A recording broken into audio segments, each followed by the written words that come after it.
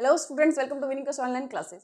आज हम लोग मैक्रो के जो सैम्पल पेपर सेकंड के यहाँ पे डिस्कस करेंगे। ऐसे अगर आप लोगों ने 5 से 6 सैम्पल पेपर कर लिए तो यकीन मानिए कि मैक्रो इकोनॉमिक्स में आपके 40 में से 40 आएंगे, क्योंकि आपको यहाँ पे क्वेश्चन को अंडरस्टैंड करना आ जाएगा, कैसे आपको समझना है, कैसे आपको आंसर देना है। क्योंकि मैक्रो इकोनॉमिक्स के सारे क्वेश्चन आपको आते होंगे क्योंकि आपने ऑलरेडी पढ़ लिखे हैं, लेकिन क्वेश्चंस को जो घुमा फिरा के देते हैं वो बेसिकली यहाँ पे आपको समझाना। और साथ ही साथ हर सैम्पल पेपर में 10 MCQ में दे रही हूँ, यानी कि आपको टोटल 5 अकड़े 6 दूंगी तो 50-60 MCQs रहेंगे। उन्हीं में से आपके 10 क्वेश्चन डेफिनेटली एग्जाम में आ जाएंगे। तो इसीलिए जो सैम्पल पेपर का सीरीज मैंने स्टार्ट किया उसको पूरा सीरीज कंप्लीटली आप देखिए। और कोई भी डाउट हो, कोई आंसर रिलेटेड प्रॉब्लम हो, कोई आंसर समझ ना हो आपको, या कोई क्वेश्चन में प्रॉब्लम हो, आप लोग मुझे कमेंट करके पूछ सकते हो। उसका रिप्लाई जैसे ही आप मुझे पूछेंगे मैं आपको बहुत जल्दी दे दूंगी। तो चलिए स्टार्ट करते हैं। सबसे पहले हम MCQ को डिस्कस करते हैं।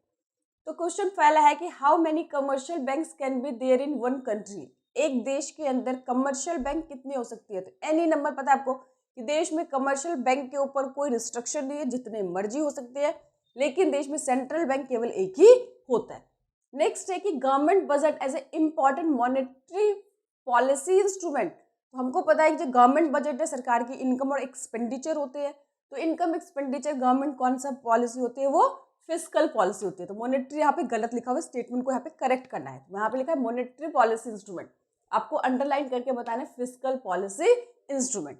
RBI जो इंस्ट्रूमेंट करती है उसको बोलते हैं मॉनेटरी, और जो गवर्नमेंट बजट होता है वो होती है फिस्कल पॉलिसी। तो इन दोनों को आपको अच्छे से याद करना है।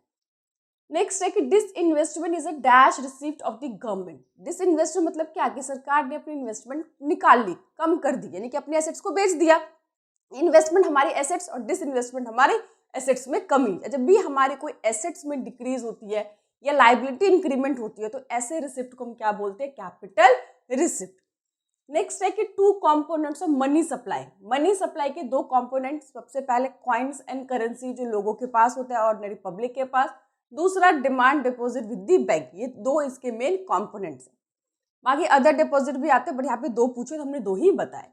नेक्स्ट है कि अगर एक्सपेक्टेड हमारा मतलब आउट ऑफ फैशन हो जाए, यानी कोई भी चीज़ जिसका चलन खत्म हो गया हो, जो कि आउटडेटेड हो गया हो, अगर वो एक्सपेक्टेड है तो भी क्या उसे डेप्रिशिएशन कहेंगे। हाँ, अगर कोई भी चीज़ आउटडेटेड हो जाती है जिसका उसकी वैल्यू घट जाती है तो वो भी डेप्रिशिएशन का ही पार्ट होता है। ओके, कह रहा था value of APC can never be. हमको पता है हमारा कंजम्पशन कभी भी जीरो नहीं हो सकता। मैंने बहुत बार बताया कि अगर हम नहीं अर्न करेंगे, हमारी इनकम जीरो होगी, तो भी हमारा कंजम्पशन कभी भी जीरो नहीं हो सकता है, क्योंकि बेसिक रिक्वायरमेंट के लिए कुछ ना कुछ हमें कंज्यूम करना ही पड़ता है। चाहे हम वो अपनी पुरानी सेविंग यूज करें, चाहे हम लोन ले, बट कहीं से भी कुछ भी करके हमारी, जिस पता था ना कि ऑटोनोमस कंजम्पशन, इनकम जीरो होने पे भी कुछ ना कुछ होता है। और जब हमारी कंजम्पशन जीरो नहीं हो सकती तो हमारा APC कैसे जीरो होगा। तो APC never be a zero, APC कभी भी जीरो नहीं हो सकता। As per the Keynes theory, economy full employment can never exist. कि केन्स की थ्योरी के अकॉर्डिंग क्या हम कहते हैं कि जो फुल एम्प्लॉयमेंट लेवल है क्या कभी एग्जिस्ट नहीं करती। तो ये स्टेटमेंट पूरी तरह से गलत है। इकॉनमी जो है फुल एम्प्लॉयमेंट लेवल कौन से जगह पे अटेन करती है, जहाँ पे AD और AS दोनों इक्वल होते हैं, उस जगह पे क्या होती है, ध्यान रखना आपको, इकॉनमी फुल एम्प्लॉयमेंट लेवल पे होती है। नेक्स्ट है car purchase by house hold. ये हाउस होल्ड के द्वारा एक कार परचेज किया गया है। तो कार कौन से गुड्स के अंदर आता है, ड्यूरेबल, और कंज्यूमर यूज कर रहा है हाउस होल्ड के द्वारा, तो ड्यूरेबल कंज्यूमर गुड्स। हमने पढ़ा था ना कि कंज्यूमर गुड्स बहुत तरह के होते हैं। एक जिनकी लाइफ बहुत कम होती है, तुरंत हम कंज्यूम कर लेते हैं। एक ड्यूरेबल होता है, तो यहाँ पे ड्यूरेबल है क्योंकि इसकी गाड़ी की जो लाइफ है more than 1 year. Semi durable 6 महीने, जैसे क्लोथ, शूज, ये सब होते हैं। नेक्स्ट है कि primary deficit can be zero. हाँ जी, प्राइमरी डेफिसिट हमारी जीरो हो सकती है, जहाँ पे हमारा fiscal deficit minus interest payment कर देंगे इक्वल टू, तो यहाँ पे हमारी क्या हो जाएगी, प्राइमरी डेफिसिट जीरो हो सकती है। नेक्स्ट है डिफाइन फॉरेन एक्सचेंज रेट। कि हमें पता है फॉरेन एक्सचेंज रेट का मतलब क्या होता है कि जिस रेट पे एक कंट्री की करेंसी को दूसरे कंट्री की करेंसी में एक्सचेंज किया जाता है, उस रेट को हम क्या बोलते हैं, फॉरेन एक्सचेंज रेट। तो 1 मार्क्स में डेफिनेशंस भी आपसे पूछा जा सकता है। तो ये 10 क्वेश्चंस ऐसे हैं जो MCQ के लिए आपको प्रिपेयर करना है। आपको सारे आते होंगे, बस क्वेश्चन को थोड़ा, मैंने कहा ना, आपको सिर्फ समझने की देरी है। नेक्स्ट 11th क्वेश्चन कह रहा है कि justify the following statement with valid reason. जो ये स्टेटमेंट है उसको वैलिड रीजन के साथ आपको बताना है कि सही है गलत है। कि कह रहा है ex ante aggregate is always equal to the ex ante aggregate supply. तो कभी भी ऐसा नहीं होता। अगर aggregate demand aggregate supply equal होती तो एक्सेस डिमांड और एक्सेस जो है हमारा डेफिशिएंट डिमांड क्यों अराइज होता। तो आपको यहाँ पे एक्सेस और डेफिशिएंट डिमांड के बारे में थोड़ा थोड़ा बताना है। नेक्स्ट क्वेश्चन है आपको हिपोथेटिकली न्यूमेरिकल एग्जांपल लेना है। Money creation by the commercial bank. मैंने आपको बताया था कि बैंकिंग के अंदर money creation bye commercial bank बहुत इंपॉर्टेंट है। आपको अपने तरफ से ही कोई फिगर लेना है और LLR मेंटेन करना है 10% 20%, और उस टेबल के अकॉर्डिंग आपको दिखाना है किस तरह से कमर्शियल बैंक मनी से मनी क्रिएट करती है। जितना उसके पास इनिशियल डिपॉजिट होता है उससे कई टाइम मल्टीप्लाई पैसा को क्रिएट कर सकती है। ये आपको लिखना है और साथ ही साथ जो मैंने आपको टेबल बनाना सिखाया था वो टेबल भी आपको खुद से ही बनाना है। चाहे तो आप जो भी बुक में मैंने बताया था उसी टेबल को आप लोग याद रख सकते हैं या अपना भी आप बना सकते हैं। LLR लेना, इनिशियल डिपॉजिट लेना, उसके बाद आपको खुद ही क्वेश्चन को समझाना है, एक्सप्लेन करना है। ये क्वेश्चन बहुत इंपॉर्टेंट है, किसी भी फॉर्म में जरूर आएगा, इसलिए इसको मोस्ट इंपॉर्टेंट जो क्वेश्चन यहाँ पे जो भी क्वेश्चन मैं बोल रही हूँ बहुत इंपॉर्टेंट है। और जब पेपर आपके होंगे 3 सेट होंगे, अगर आप जब देखेंगे और मेरे 5 सैंपल मिलाएंगे तो आपको लगेगा बाद में रिग्रेट ना होगी काश मैंने कर लिया होता। तो प्लीज़ इसको अच्छे से आप जरूर कीजिए, ठीक है। कुछ बच्चे होते हैं, ठीक है, वो सोचते हैं ठीक है हमने 2 कर लिए 3 कर लिए, नहीं, आप जो भी 5 या 6 में दे रही उसको कंप्लीट करना है कि बाद में आपको रिग्रेट ना हो कि काश मैंने आगे भी सैंपल पर कर लिया होता कि वो क्वेश्चंस में से आ गए हैं। क्योंकि अगर वो 5-6 सीरीज आपने पूरी तरह से कर ली तो 100% मानिए कि 40 आउट ऑफ 40 आपके हाथों में होंगे। नेक्स्ट है कि India is taking huge leaps in the index of ease of doing business. As a result many MNCs are shifting their production base to India. कि इंडिया ने बहुत ही आसान किया है ताकि हमारे देश के अंदर जो फॉरेन इन्वेस्टर्स है वो इजीली हमारे देश में पैसा इन्वेस्ट कर सके, और इसीलिए बहुत सारे जो कंपनी है वो हमारे इंडिया के अंदर आ गई है। तो क्या in the light of above statement comment करना है flow of foreign exchange is likely impact of Indian economy. कि जब से हमारे देश में MNCs आने स्टार्ट हुए, फॉरेन इन्वेस्टर्स हमारे देश में आने स्टार्ट हुए, सीधी सी बात है हमारे देश की जो फॉरेन करेंसी रिजर्व्स है वो बढ़ना स्टार्ट हो गया है। सरकार की जो इंफ्रास्ट्रक्चर है वो काफ़ी डेवलपमेंट हो गई है, लोगों की जॉब अपॉर्चुनिटीज़ बढ़ी है। तो इंडियन इकोनॉमी के ऊपर एक पॉजिटिव इम्पैक्ट हम इसे कह सकते हैं। बाकी आपको अच्छे से एक्सप्लेन करना है कि क्या इम्पैक्ट इंडियन इकोनॉमी पे आया है, फॉरेन करेंसी रिजर्व्स पे आया है, जॉब अपॉर्चुनिटीज़ पे आई है। इसको आपको अच्छे से लेके एग्जाम्पल के साथ एक्सप्लेन करना है। नेक्स्ट है define revenue expenditure with the help of example. तो रेवेन्यू एक्सपेंडिचर आपको पता है सरकार के ऐसे कुछ खर्चे होते हैं जिससे सरकार की ना तो एसेट्स क्रिएट होती है ना ही लाइबिलिटी में कमी आती है, बट फिर भी ऐसे खर्चे सरकार को करने पड़ते हैं। एडमिनिस्ट्रेशन के ऊपर हो गया, गवर्नमेंट वर्कर्स को जिसे सैलरी देना हो गया, जितने भी मिनिस्टर्स होते हैं उनको मतलब सैलरीज हो गई, तो इस तरह के खर्चे बेसिकली रेवेन्यू एक्सपेंडिचर के अंदर आती है। नेक्स्ट है आपको डायरेक्ट और इनडायरेक्ट टैक्स में डिफरेंस बताना है। तो ये भी मैंने आपको इंपॉर्टेंट क्वेश्चन में ऑलरेडी लिखवा रखे हैं कि डायरेक्ट टैक्स वो होता है जो बेसिकली इंडिविजुअल और कंपनी पे लगाए जाते हैं। Indirect tax goods and services पे लगते हैं।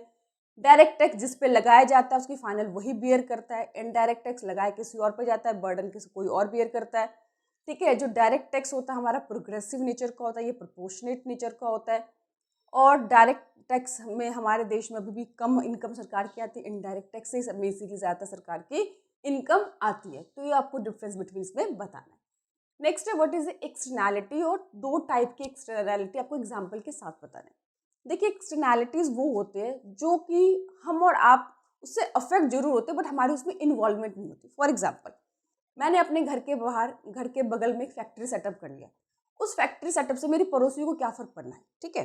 यानी कि उससे पैसा जो कमाऊंगी वो तो मैं कमाऊंगी, बट अगर उसका जो नेगेटिव इम्पैक्ट होगा जैसे कि अब पोल्यूशन होगा, शोर होगा, वहाँ का एनवायरनमेंट गंदा होगा, बहुत हमेशा वहाँ पे नॉइजी एनवायरनमेंट बन जाएगा, तो वो जो नेगेटिव इम्पैक्ट है वो मेरे पड़ोसी के ऊपर पड़ रहा है। यानी कि पैसा मैं कमाऊंगी बट उसका जो नेगेटिव है एक्सटर्नैलिटी जो हम उस पर इनडायरेक्टली अफेक्ट कर रहे हैं, हमारा वो बिजनेस से कोई मतलब नहीं, बट उसके पॉजिटिव एंड नेगेटिव कॉन्सिक्वेंसेज जो हमारे दूसरे लोग अफेक्टेड होते हैं उसे हम एक्सटर्नैलिटीज कहते हैं। या ये तो नेगेटिव एक्सटर्नैलिटी होगी, मैंने बिजनेस स्टार्ट किया जिसके कारण मेरे पड़ोसी लोगों को काफ़ी दिक्कत हो रहा है, तो this is a negative externality. Positive externality का मतलब होगा कि मैंने अपने सराउंडिंग एक अच्छा सा गार्डन बना दिया, ठीक है, उसमें बहुत सारे फ्लावर्स है, एक मैंने माली भी रख दिया कि उसको टेक केयर कर रहा है, अच्छी उसमें से टेक केयर हो रहा है, तो आसपास का जो एनवायरनमेंट है वो भी अच्छा हो गया, क्लीन हो गया, ठीक है।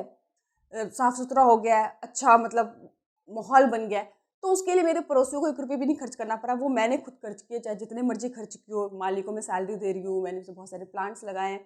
तो वो क्या हो गया मेरे पड़ोसी के लिए पॉजिटिव एक्सटर्नैलिटी, यानी कि उनको कोई खर्चा नहीं करना पड़ रहा, बट मेरे किसी एक्टिविटी से जो उन लोगों को पॉजिटिवली इम्पैक्ट पड़ रहा है, तो दैट इज़ अ एक्सटर्नैलिटी। तो एक्सटर्नैलिटी मतलब दूसरों के कोई एक्टिविटी से कोई पॉजिटिव या नेगेटिव इम्पैक्ट दूसरे पे पड़ता है, हम उसे एक्सटर्नैलिटी कहते हैं।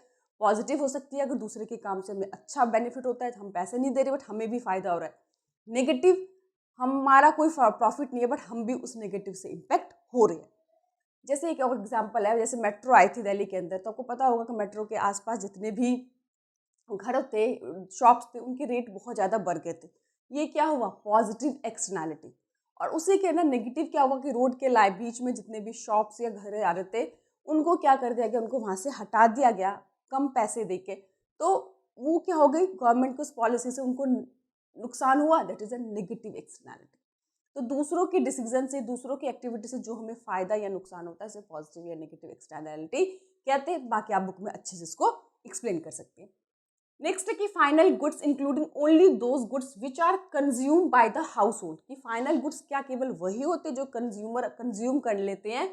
डिफरेंट इसमें बताना है हाँ या ना वैलिड रीजन के साथ। तो देखिए ऐसा नहीं है कि केवल हम कंज्यूम कर ले वही फाइनल गुड्स होते हैं। अगर हम उसे इन्वेस्टमेंट भी करते हैं, जैसे कि आपने एक फैक्ट्री लगाई, उसमें एक मशीनरी लगा दिया ताकि उस मशीनरी की हेल्प से फर्दर आप प्रोडक्शन कर सकते हैं, प्रोडक्शन की हेल्प में इसे यूज़ करेंगे, तो वो भी क्या हुआ, एक तरह से आपका फाइनल गुड्स ही हुआ। फाइनल गुड्स हमेशा कंजम्पशन के लिए नहीं होता, इन्वेस्टमेंट भी इसके अंदर आती है। ठीक है, तो बाकी इसको आप अच्छे से एक्सप्लेन करना है। नेक्स्ट है इकोनॉमी में initial investment are increment by 100 crore. हमारी जो इनिशियल इन्वेस्टमेंट है, हमने कितना इंक्रीज किया? 100 करोड़ इंक्रीज किया है। आपको बताना है उससे वर्किंग ऑफ इन्वेस्टमेंट मल्टीप्लायर, कि मल्टीप्लायर का जो प्रोसेस है वो यहाँ पर आपको बताना है। और मानना है कि जो एमपीसी आपकी 0.8 है, यानी कि 80% हम क्या कर लेते हैं, कंज्यूम कर लेते हैं, और 20% क्या कर रहे हैं, हम सेव कर रहे हैं। तो इसको प्रोसेस ऑफ वर्किंग मल्टीप्लायर जो है, पहले वर्किंग मल्टीप्लायर की डेफिनेशन दे देना, फॉर्मूला बता देना, फिर प्रोसेस ऑफ वर्किंग जो है मल्टीप्लायर वो यहाँ पे आपको बेसिकली बताना है। ठीक है, चाहे तो आप 1 नंबर में एमपीसी और मल्टीप्लाई का रिलेशनशिप भी बता सकते हैं कि जितना ज़्यादा एमपीसी होगा उतना ही ज़्यादा हमारा मल्टीप्लाई होगा। तो मल्टीप्लायर और एमपीसी में डायरेक्ट रिलेशन है, मल्टीप्लायर और एमपीएस में इनवर्स रिलेशनशिप है। तो आप नीचे 1-2 लाइन में इसको भी एक्सप्लेन कर सकते हैं। नेक्स्ट है कि what is the deficient demand, कि डेफिशिएंट डिमांड क्या होता है, उसके क्या कारण है और इसको कैसे दूर किया जा सकता है। इसमें जो फिस्कल और मॉनेटरी पॉलिसी है, दोनों ही आपको अच्छे से बताना है डायग्राम के साथ। देखिए मैंने बताया था आपको एक्सेस डिमांड या डेफिशिएंट डिमांड, दोनों में से एक क्वेश्चन डेफिनेटली आपके एग्जाम में आएगा। तो आपको दोनों ही प्रिपेयर करना है, डायग्राम करना है, उसके कॉजेस, उसका इम्पैक्ट और उसके इंस्ट्रूमेंट्स कौन कौन से, फिस्कल और मॉनेटरी। तो क्योंकि हमारे पेपर 3 सेट है, हमें नहीं पता कि हमारे एग्जाम में कौन सा क्वेश्चन आएगा, लेकिन आपको दोनों ही प्रिपेयर करना है। अगर आपने एक प्रिपेयर कर लिया तो दूसरा बिल्कुल ही ऑपोजिट है, उसके डायग्राम, उसके सोल्यूशंस, मेजर सभी कुछ क्या बिल्कुल ही ऑपोजिट है। तो एक क्वेश्चन से दोनों ही क्वेश्चन आपके प्रिपेयर हो जाएंगे। तो किसी ना किसी फॉर्म में घुमा फिरा के आपसे एक क्वेश्चन इस तरह के जरूर पूछा जाएगा। आई होप आप लोगों को समझ में आ गया होगा। कोई भी दिक्कत हो, प्रॉब्लम हो, या किसी और भी सब्जेक्ट के आप लोग इस तरह के सैम्पल पेपर चाहते हैं, आप लोग मुझे कमेंट कीजिए ताकि मैं जल्दी से जल्दी आप लोगों को दे सकूँ। और याद रखिए कि आप लोगों को अब रिवीजन करना स्टार्ट कर देना चाहिए, क्योंकि अब जितना पढ़ोगे वो आपको पढ़ना ही है, लेकिन साथ ही साथ आपको जो पेपर है, सैम्पल पेपर, उसको जरूर सॉल्व करना है ताकि आप लोग अच्छा स्कोर कर सके। ये बहुत एक अच्छी टेक्निक होती है, पढ़ने के साथ साथ आपको सैम्पल पेपर जो है उसको सॉल्व करना, ताकि आपको लिखना आ जाए। बेसिकली बहुत बच्चे बहुत पढ़ते हैं बट उनको आंसर लिखना नहीं आता। लिखना कब आएगा? जब आप रिटर्न प्रैक्टिस करोगे, बार बार पेपर दोगे, उसको चेक कराओगे, तो आपको अपनी कमियों का पता चलेगा। साथ साथ पेपर सॉल्व करोगे तो पता चलेगा कि आपको कौन सा चैप्टर अच्छे से प्रिपेयर नहीं है, किस चैप्टर क्वेश्चन आप नहीं कर पा रहे हैं, किस कहाँ पे आपको दिक्कत हो रही है। तो अपनी गलतियां समझने का सबसे सही तरीका होता है पेपर को सॉल्व करना। सैम्पल पेपर को ज़्यादा से ज़्यादा सॉल्व करने की कोशिश कीजिए। Thank you.